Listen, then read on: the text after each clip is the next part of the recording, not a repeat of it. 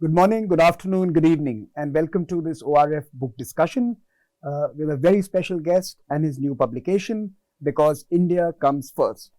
Reflections on Nationalism, Identity and Culture by Shri Ram Madhav, our very special speaker this afternoon. Mr. Ram Madhav, welcome to the Observer Research Foundation. Thank you. It was a daunting task to try and arrange a conversation with you, not only because you're busy, but also because of the breadth of issues that this book touches upon, from foreign policy to India's civilizational instincts, to the post-pandemic world order, to some of the constitutional questions on nationhood, on Indian culture and identity. Today, I propose to actually zero in on three specific ideas for you to engage with us on, sir. The first, of course, is the warnings of B.R. Ambedkar for India as a country, India as a constitutional republic, and everyone would agree this is a good time to discuss those.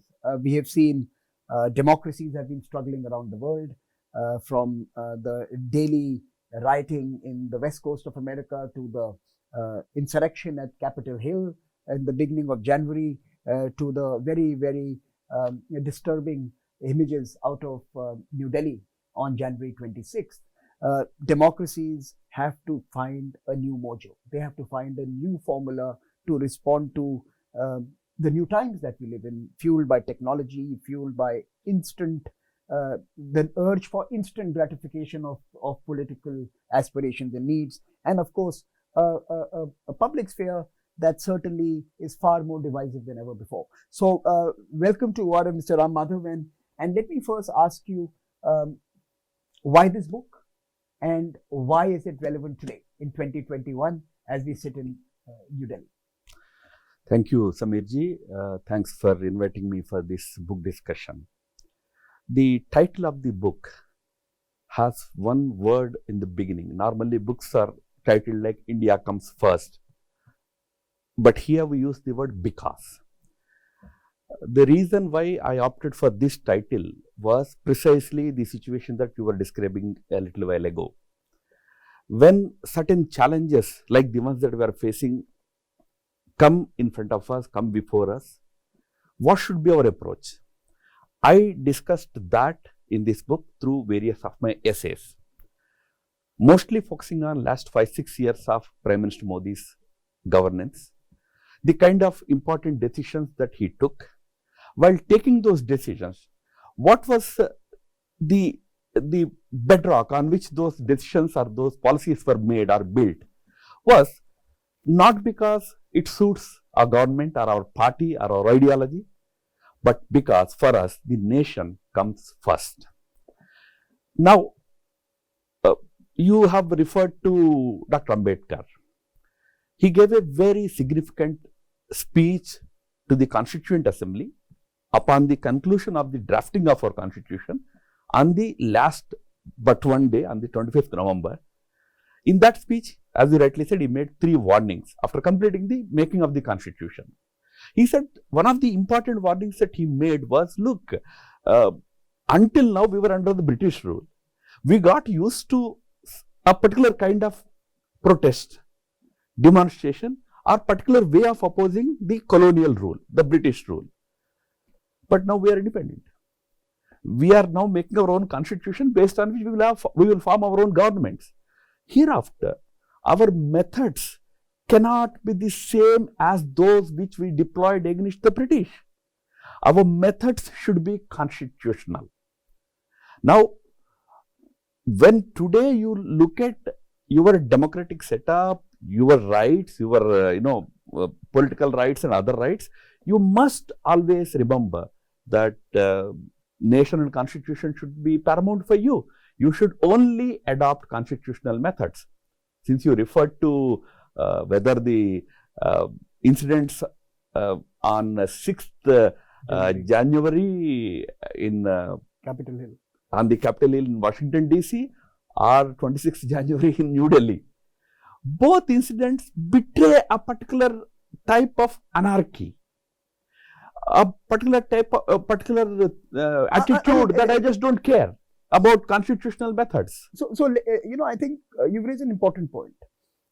There was bit of a difference, and I want to position that so that as you elaborate on your response, you can perhaps attend to that as well.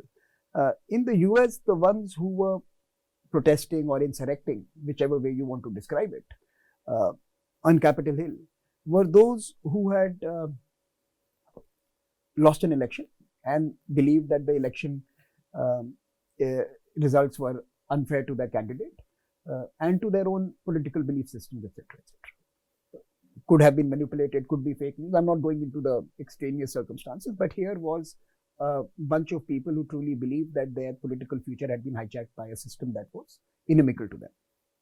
What you are witnessing on 26th of January was not a revolt on the election result or who has to be in government, but it was against a particular policy or a perceived sense of wrong being done through a policy.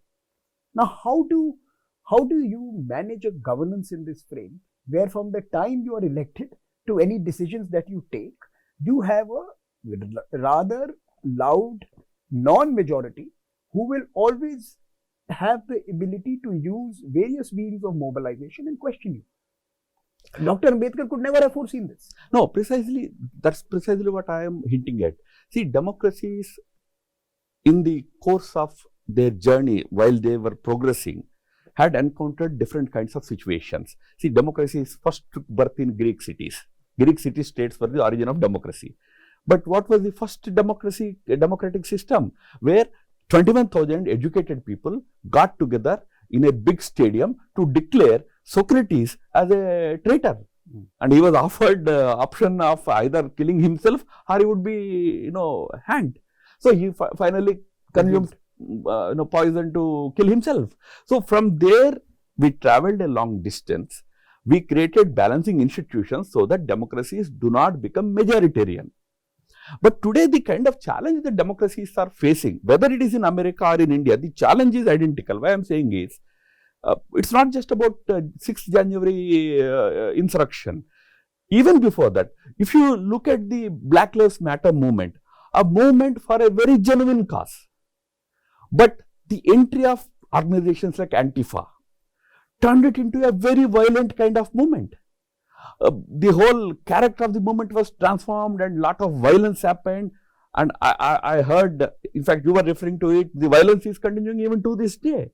So that is where democracies face challenge. As long as the protest is within the limits of the constitution, you have no issues. Farmers have a right to protest in India. But what happened on the 26th of January is the real warning bell for the government or the attitude that no, I don't agree with any of these things. You may have majority in the House Parliament and you pass bills, but I don't accept them. I don't recognize your authority as a majority government. That is the kind of challenge that democracies are facing today. How do we handle it is the big question. See, Ambedkar brought the second point to answer that question. He said, look, we need to, of course, number one, we need to insist that people should only follow constitutional methods. Unfortunately, today, most of the groups do not want to follow constitutional methods. They must be forced to follow constitutional methods. Number two, in democracies, there are balancing institutions. Those institutions have a role to play. They are non-elected, like Supreme Court. It's not an elected body, but it has equal powers to that of an elected legislature. Rather more powers. It can scrutinize the decisions. So those institutions used to be the refuge for, you used a very, very wonderful phrase, non-majorities. They do not enjoy majority in the parliament, but they have their own base. For them, the refuge used to be the Supreme Court, the media, think tanks, institutions like this. Number one, these have to play their role. But the number two important point Ambedkar said was, you also have to simultaneously build strong social democracy. By social democracy, what Ambedkar meant was that in the decision-making process, every section should feel that I am also a stakeholder. Not just about participation. In social democracy, what we are doing is we are giving participation by way of reservations for women, for scheduled caste, this, that. What Ambedkar meant was, are we making every stakeholder easy feeling that, okay, in this process, I am also a stakeholder. That is the stage we have reached today. Today, we have to really work on ways of making more and more people stakeholders of our entire process. Then only these democracies can face these challenges. So, Mr. Madhav, you know, something you said still worries me. Have democracies reached a point where the legitimacy of the establishment or the government or the institutions has to be obtained on a daily basis? Have we now reached that stage that our election mandate is only the first stage of governance, and thereafter we have to, on a daily basis, go into the public sphere, go into the court of public opinion, go into the Twitter and Facebook and social media timelines and explain ourselves? And do you think we as a country, but generally democracies around the world, have the capacity to explain themselves and engage meaningfully in this court of public opinion to be able to legitimize themselves? No, that is precisely the challenge that governments are facing today. That's what I'm trying to say. So today, your authority itself is being challenged. Although you have the mandate, you are running the government through a process. You are not a dictator. You are a thoroughly, properly democratically elected government. Yet there are groups that are now refusing to recognize that authority. That will lead to anarchy in this country. That's why I'm saying repeatedly that political establishment on both sides, ruling side, of course, ruling side always tries, but on the opposition side also, must remember that first warning of Ambedkar, that only constitutional means are allowed for us to fight for any issue. Now, how do we, the question boils down to how do we tackle that when somebody is standing up and saying, I'm not going to recognize your authority. Number one, I said about the non-elected institutions which are supposed to play a balancing role. They have to be more responsible in the sense that the so-called non-majority should not lose faith in those institutions. So we need to strengthen our institutions. Since you referred to America, I would like to give a lot of credit to American institutions. So despite Trump's followers coming in hordes into Washington DC, neither could Congress be intimidated nor their judiciary be intimidated. They stood firm. They went by the But here you are actually opening up a whole new line of conversation. What you are saying is that the way our democratic expectations have evolved in the last 7.5 decades, our institutions have not kept pace. What you are arguing now is that our institutional strength, our institutional capacity to be the balancer, to respond to grievances, to assuage feelings of exclusion, don't necessarily have the same capabilities that, say, the American institutions do. I'm not saying that. The very fact that for full 7 decades, we could run a successful democratic model in this country is a testimony to the fact that besides the parliament, the other institutions also have always been playing a balancing role. So that is the reason why we are running a successful democracy in this country. But all that I am trying to say is there should not be any trust deficit with respect to these non-elected institutions. There will be trust deficit with respect to majority institutions because there the majorities prevail. But in other institutions, there should not be any trust deficit, but also apart from that, we need to look for ways of building more balancing institutions in this country. That is very essential, I strongly feel. For example, in some countries, there is a system of referendum. Whether we should do it in India or not is a different question. I'm saying there were ways of making larger... Okay, now I won't put you on the spot. I won't ask you to respond on behalf of this government or your party. Do you think that in India, political parties have reached a degree of maturity where their engagement with the communities they serve allows greater participation in decisions? Sadly, a new tendency one gets to see where the title, because nation comes first, is no longer the motto or mantra for our parties, especially when I see the way the opposition parties, it's not just a political discourse I'm making. Prime Minister has yesterday in the parliament highlighted the kind of decisions that Prime Minister Manmohan Singh also wanted to take on the issue of farmers reform. Sir, I'm going to deviate from there.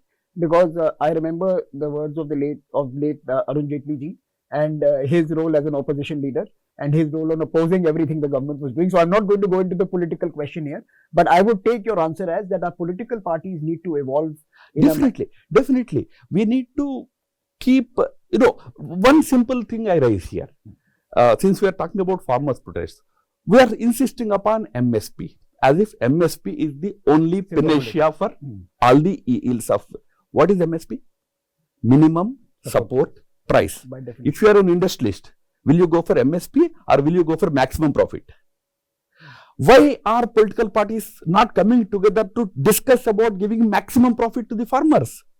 Because MSP suits us politically, we are fighting over MSP today. That is where I am saying, irrespective of BJP or Congress or whatever, are we really keeping that nation thing first? Okay. Is the challenge for us today. Now, in the same warnings of Mr. Ambedkar, when he was putting together the blueprint for the nation, in that particular essay, you engage with some of the questions which I think are the most important today. India as a nation is not about the 1.4 billion or 1.35 billion people it houses in its geographical boundaries, but it is also another 1 billion people who engage with India from outside. Some of them are diaspora, some of them are investors, some of them are students who love yoga, some of them are Bollywood watchers.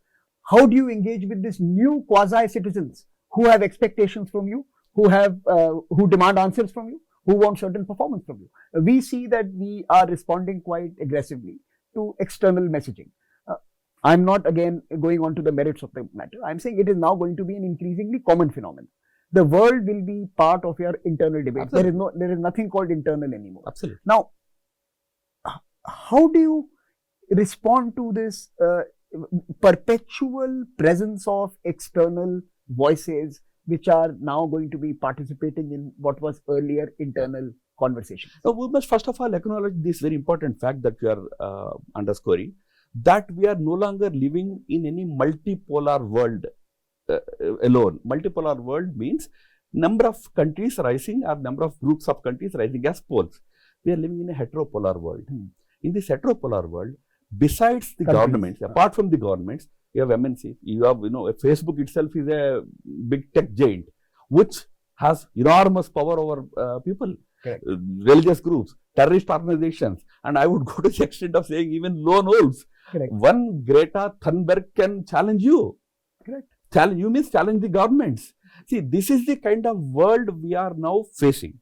A new kind of world where multiple non-political, non-state actors what you are saying is individual influencers have as much power as national governments in terms of mobilizing opinion. Earlier, you took a decision, you would explain to your counterpart in the other country.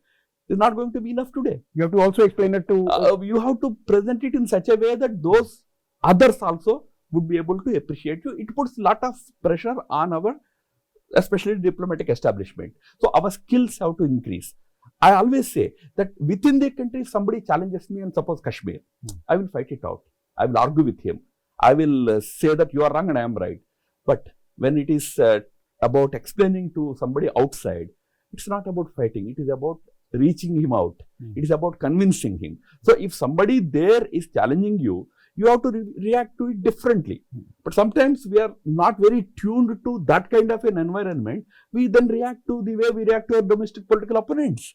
There probably our discourse also has to now improve, has to change. We need to present our, otherwise best decisions that we take sometimes are transmitted in a totally different way. So since you are a quasi-ambassador of India, you travel to more, before the pandemic, you went to more countries than most diplomats go to. You meet governments, you meet civil society. Since you are also the director of India Foundation or on the board of India Foundation, you manage gatherings where you engage with cross-section of society in different regions of the world.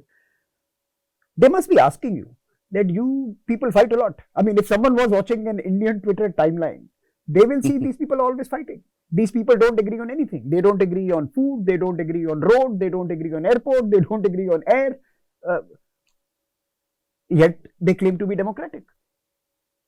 They are always vitriolic in their communication. How do you explain this very loud and sometimes unexplainable India to people? How do you explain what is happening here? No, firstly, this disagreement is actually the symbol of a thriving, living democracy in India. But sir, we The see kind of- abuses. But we see yes, abuses but in the India. problem comes when it becomes vitriolic, vicious, and abuses and all that. There, of course, it actually puts us on a back foot. Correct. When we do that. So domestically, that's precisely what I'm saying. The discourse within the country and the discourse that goes outside, it has to be totally different. So you are one of the leaders of political discourse, especially in this part of the world. I mean, I don't think any other party or group of politicians or group of leaders have used media as well as all of you have. And we have just agreed that there is nothing domestic anymore. I think we have to understand that any discourse that we produce is for a global audience. How do you manage that? How do you meet political objectives which are very narrow and global, participate in the global public sphere, which it requires a very different. Absolutely. See, several factors influence the discourse outside. One is, of course, your social media chatter that goes on. But more importantly, it is actually top down, right from the top, right from the leadership, down the line, the institutions. They have to be able to communicate a very coherent and very positive message to the outside world. That is where India has to, step up its, preparation, its preparedness, its readiness. It's not about tu meme outside. If somebody is disagreeing with you outside, you have no luxury of fighting with them or boycotting them. However, today what is happening is these social media institutions are being greatly misused by certain vested interests. Some of them could be our own people living abroad. Some of them groups inimical to Indian interest. They are now thoroughly misusing these institutions. So India's entire public institution establishment, that includes all of us, think tankers, we all have to be able to present India's case, not any political party's case I'm talking about, India's case in a very positive, coherent way to the outside world. And sometimes, I think, since both of us also work at think tanks, sometimes you also have to present the diversity of the case. Right. So like even your institution or our institution will give you a 360-degree perspective. There could be differing ideas, assessments. No, I would just say one thing here, Sameerji. See, if suppose a liberal establishment leader in America raises certain issues about human rights in a given area in India, we should not get offended. Human rights discourse is an important discourse that you should be championing. Correct. So the whole problem comes when he says human rights, you immediately brand him as a communist. You start your discourse from that point, problem happens. Fair enough. So I think this is a good segue to the last part of what I wanted to discuss with you. So we discussed the architect of our constitution and how some of his warnings are applicable to current times. We discussed explaining India to the world at this particular moment. I don't think it's easy, but best of luck to the establishment and to all of us who are going to be trying to do this. And finally, let's look at foreign policy, because that's something which is really dear to your heart. We had certain assumptions over the last 10 decades. The second half of President Obama's second term, where the Indo-Pacific emerged, the institutionalization of that idea, and then the creation of the Quad and the institutionalization of the Quad happened during the Trump presidency. India responded to many of those geopolitical transitions. In fact, sometimes being a leader and a co-creator of some of those solutions. As we come to the beginning of the third decade, 2021, and a new American presidency, are those assumptions valid? Are they still valid? And in your assessment, how does this impossible triangle work out of US, China, and India? I think I call it impossible because US and China are perhaps more deeply integrated than any other two countries in the world. Their economic and trade and technology linkages are immense. India and US have deepened their relationship tremendously, and India and China have miles and miles of kilometers, and they are neighbors. You can't change your geography. How does this triangle look to you today? No, first of all, I appreciate you calling it a triangle. that must be the policy for coming 1 decade at least, for India at least. There was expectation under President Trump that India should join America in addressing the strategic challenges in the region. India, right from the time of our independence, has made 2 things as its first benchmarks for foreign policy. Number 1 was, at that time, we called it as non-alignment, meaning we will not become a member of any particular group. We will retain our independence, what we today call as strategic sovereignty. We don't give up on that. Number 1, we should stick to that. Number 2, right from that time, Nehru's time, we believed that our main playground is Asia. The Asian Relations Conference that Nehru organized in 1947 was a suggestion to Indian foreign policy that our priority should be in the neighborhood, in Asian neighborhood. Here, India must play a greater proactive role. In that, how do you deal with your neighbor, China? As you rightly pointed out, China and America have a totally different equation. You also said they are integrated also, they are fighting also. So what will be Biden's policy towards China? Probably we have to wait for some more time to see how he will take it forward. Will he follow same Trumpian model, or he will change it a little bit? But as far as India is concerned, we've always been talking about Asia, or for that matter, nowadays the new phrase is Indo-Pacific. Correct. As an inclusive region, meaning correct, all stakeholders. And that is there in the Prime Minister's readout. Prime Minister and Foreign Minister after the Quad meeting in Japan also insisted on inclusive word, whereas it's not there in the Japanese and American Foreign Minister statement. So we are following a policy where we recognize our important neighborhood as our primary source of strength, but also we feel that here we follow an inclusive policy. So to follow that inclusive policy in this region also, India needs good friends.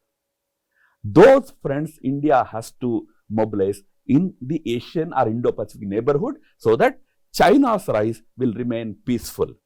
What today we are seeing about China's rise is it's no longer seen as a peaceful rise. It's giving heartbreaks to many countries in the world. So how do you push China to behave responsibly? A behavior where nobody wants them to collapse. No, it's a country, let it rise, but rise peacefully. So for that, India needs friends. Those friends, India should try and mobilize in the region primarily. Then of course you have America, you have other countries to support you. India has to be a frontline country in the region. That is in the interest of all of us, India, America and China. And do you think and I know I'm asking you to look into the crystal ball, because you have seen many establishments around the world change and evolve. Do you think that under the Biden presidency, India will have more room to maneuver, to build together a more nuanced Indo-Pacific approach? Hopefully, yes, because Mr. Trump as president, but also more importantly, his Secretary of State, Mr. Pompeo, was trying to look at China from a very black and white prism. Probably, under Biden, things will probably change. There will be more scope for countries like India to have certain, liberal, free approach to challenges in the region. That is, of course, a good question for all of us. And finally, sir, as we close the conversation, which has covered a vast terrain, what is India's diplomacy around the pandemic, around the vaccines that the world needs, around providing pharmaceuticals and healthcare? Are we doing enough as a regional large actor?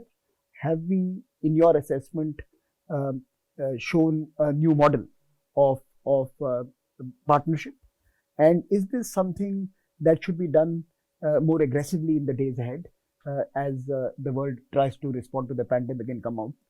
In short, do you think India needs to invest more in its development diplomacy, the economic diplomacy aspects around SDGs in the days ahead? Do you think the rise of India as a development superpower, which is responding to poverty, which is responding to health challenges, is something that we must consider as part of our mission and our obligation? Undoubtedly. Post-COVID world order is going to be dominated by different agenda items, out of which healthcare is going to be the most important item on the table for all the countries in the world. Today, since you mentioned about vaccines, we are already providing vaccines to, of course, we have provided to all our neighbors and providing to a number of countries. Many more countries which are not yet reaching out to us are definitely looking up to India for providing, vaccine, because Indian vaccines are considered to be more efficient, and because India has a long history of producing best world-class vaccines in this country. So there is expectation that India should stand up in aid of the world in terms of healthcare and post-pandemic vaccine related issues also. That's why Prime Minister has called it. He did not call it vaccine diplomacy. He called it vaccine friendship. Vaccine Maitri. Vaccine Maitri. So for us, it's not just diplomacy. It's India's nature to stand by the world when the world faces certain challenges like this. In this, yes, India has great advantage today when healthcare becomes a major agenda item in the world post the pandemic. India has a natural advantage. Our yoga, our Ayurveda, about good health, not about disease management, about well-being. These things are going to be very much in demand, and India should now come forward to offer these things for the larger world. So, I think that is a good note to end this conversation on. I think we need to do more in the region and more with those who require our assistance. And let me end that with the very evocative title of your book, Because India Comes First. And I think there is no contradiction in being a country that seeks to better itself and share that with the world as it does so. So, Mr. Ram Madhav, thank you so much for your time and for this discussion and for putting this book together. I'm sure you will be part of many interesting discussions around the very rich essays that you have so carefully put together. Thank you very much. Thank you. Great pleasure.